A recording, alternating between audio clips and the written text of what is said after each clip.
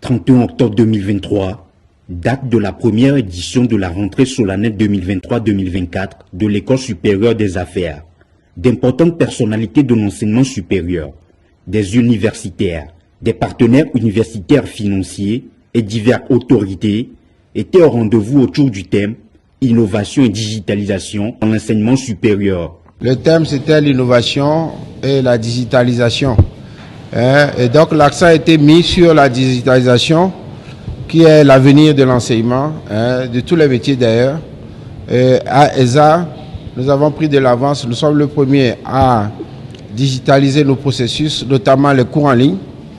Aujourd'hui, nous avons plus de 1000 étudiants qui étudient dans le monde entier, sur tous les territoires togolais, en Afrique de l'Ouest et dans le monde entier. Des conférences ont meublé cette journée de la rentrée solennelle de l'ESA. Une leçon inaugurale intitulée « Importance de la digitalisation dans l'enseignement supérieur » a été présentée par le professeur Michel Dossou, spécialiste de la question digitale et des techniques de l'information et de la communication au Bénin. La digitalisation occupe une place importante dans tous les domaines de nos jours et particulièrement dans la vie estudiantine. Pour rendre effective la digitalisation, des processus sont à respecter. C'est que la digitalisation est très importante pour l'enseignement supérieur en général et pour l'enseignement supérieur privé en particulier. Donc ce qu'on peut retenir, c'est que ça permet de réduire les coûts, ça permet aussi de prendre des décisions parce que quand on digitalise, c'est qu'on arrive à avoir des données sur l'enseignement en général, sur le nombre d'étudiants, le nombre d'enseignants et que cette digitalisation est très importante depuis l'ère Covid et actuellement aussi on sent que ça apporte une plus-value à nos sociétés. Innovation et digitalisation dans l'enseignement supérieur privé au Togo.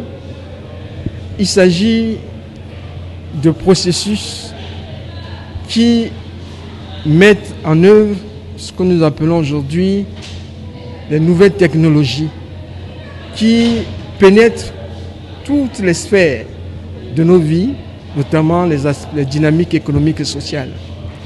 Et nos écoles, une école comme l'École supérieure des affaires, voudrait, par tout ce qu'elle met en œuvre, accroître les compétences numériques des étudiants.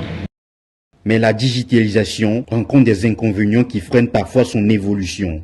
Le premier défi, c'est d'abord l'égalité d'accès à l'Internet. Mais quand on parle de digitalisation, c'est qu'il faut d'abord être capable, il faut être sûr, que nous avons accès à l'Internet un peu partout. Donc ça, c'est le premier défi. Le second défi, c'est l'accès à l'énergie.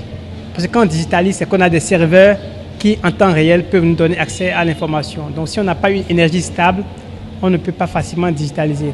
Il y a aussi le défi de formation des enseignants, parce que les enseignants qui vont utiliser les plateformes digitalisées doivent être formés à les utiliser.